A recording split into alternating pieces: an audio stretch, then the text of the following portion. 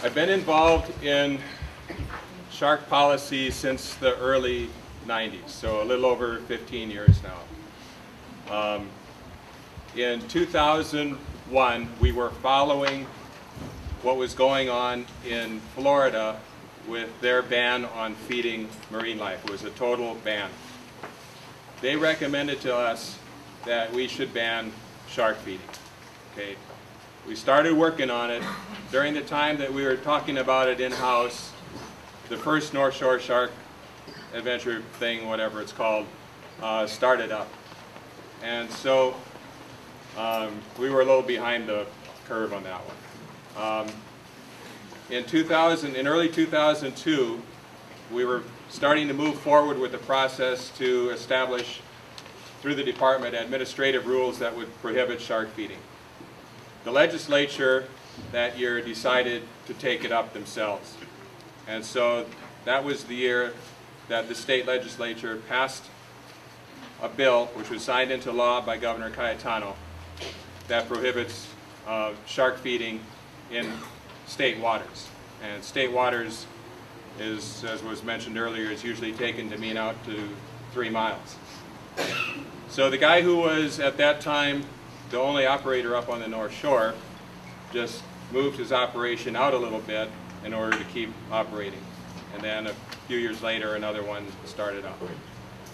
But we have always been opposed to the practice of shark feeding for 2 reasons. One is the potential safety issue, which some might say isn't as big of a deal when you have the operation moved 3 miles offshore.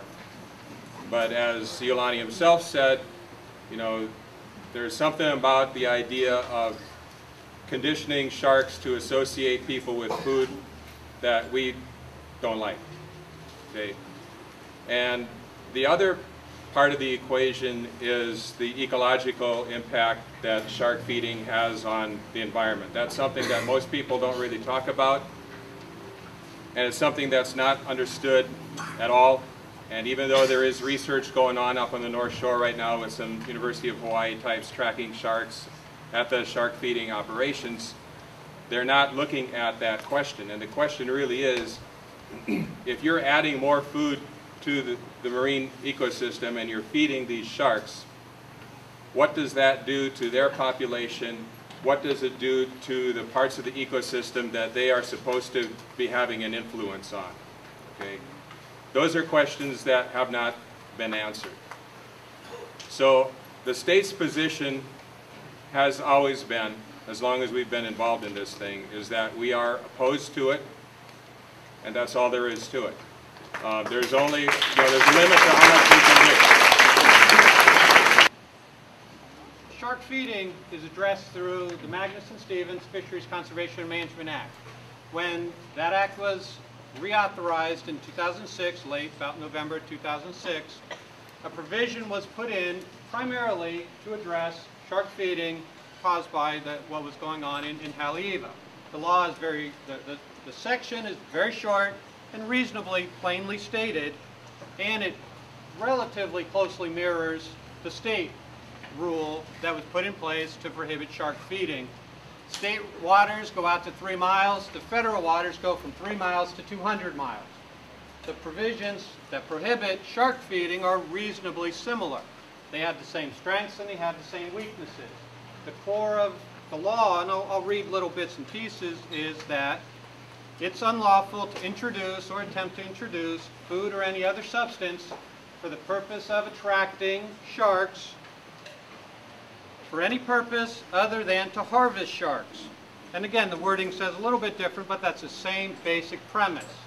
So depending on where you are, in the federal waters or in the state waters, you cannot introduce food or any other substance to attract sharks other than to harvest them. I think the state law says to take the marine life.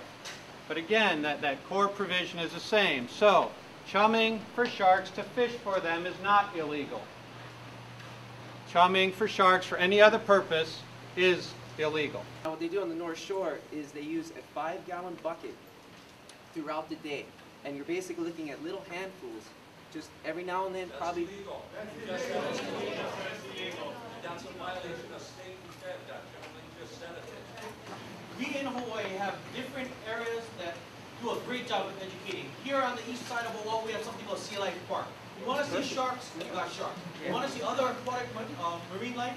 They got them there. Maui got them. Maybe you guys need to go someplace in Hawaii that will let you, and don't have this kind of community uproar, that don't have the facilities of education that we have here on the east side of Oahu, or here on Oahu, or on Maui. Maybe that's a good place for you guys to research going. But here, I think it's very clear that the community doesn't support this.